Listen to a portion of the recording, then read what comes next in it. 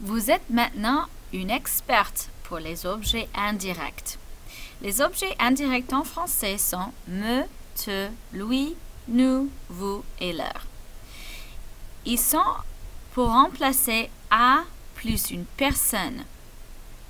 Vous comprenez aussi que vous utilisez les objets indirects quand vous avez un verbe dans la phrase qui est suivi d'un à. Par exemple, les verbes de cette liste ici. Et vous comprenez aussi que les objets indirects répondent à la question to whom. Je parle à Thomas, je lui parle. Vous n'avez pas un à dans la phrase avec le objet indirect. Et vous comprenez aussi que l'ordre en français est très important. Vous comprenez qu'au présent, on met sujet, objet, verbe. Pierre me parle, je lui parle, vous lui parlez. Et ça, c'est l'ordre correct au présent. Mais il y a beaucoup de temps de verbes, verb tenses, en français que vous comprenez. Alors, comment est-ce que vous allez utiliser les objets avec le passé composé? Ce n'est pas très difficile. Mais regardez cela. Vous avez le sujet, objet, verbe et verbe. Sujet, objet, verbe, verbe. S-O-V-V. Par exemple, Pierre m'a parlé. Pierre spoke to me. Alors, c'est pareil. Vous utilisez les mêmes objets. Vous mettez presque le même placement, mais c'est que vous avez le verbe auxiliaire et puis le participe passé. Par exemple, Pierre m'a parlé. Sujet, objet, verbe, verbe. Je lui ai parlé. Sujet, objet, verbe, verbe. Vous leur avez parlé. Sujet, objet, verbe, verbe. C'est très facile. Au négatif, c'est un peu plus compliqué, mais les règles sont presque les mêmes. Alors, vous avez sujet, objet, verbe, verbe.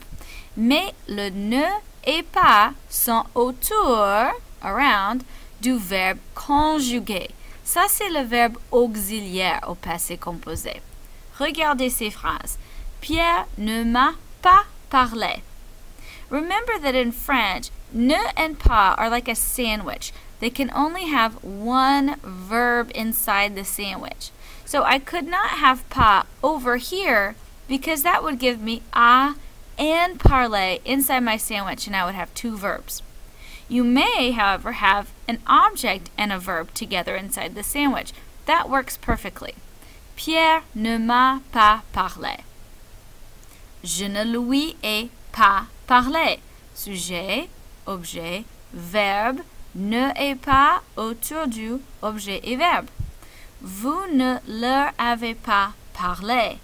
Sujet, objet, verbe, ne et pas autour du verbe et le participe passé, c'est après le pas dans toutes les phrases ici.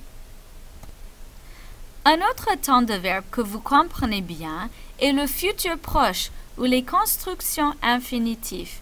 Futur proche, I am going to do, or construction infinitive, I like to do.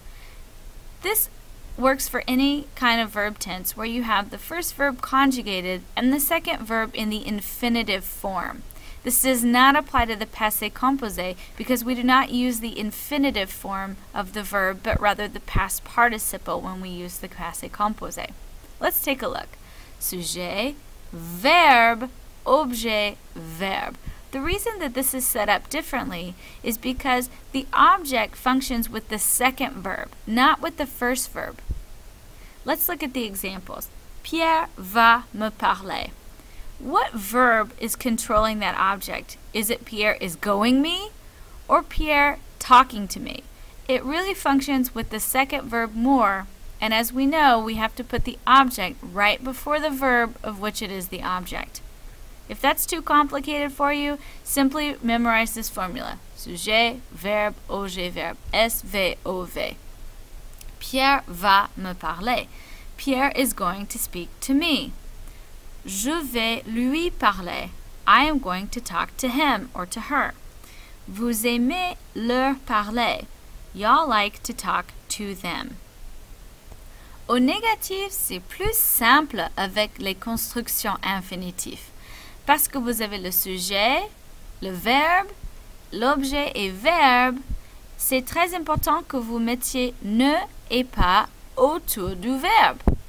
Here you don't have to mess with the object at all until you get ne and pas in the right place. Regardons.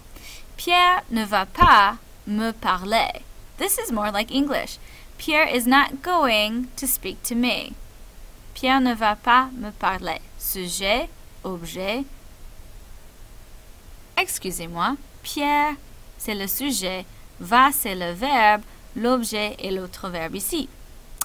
Je ne vais pas lui parler. Sujet, verbe, objet, verbe. Vous n'aimez pas lui parler. Sujet, verbe, objet et verbe.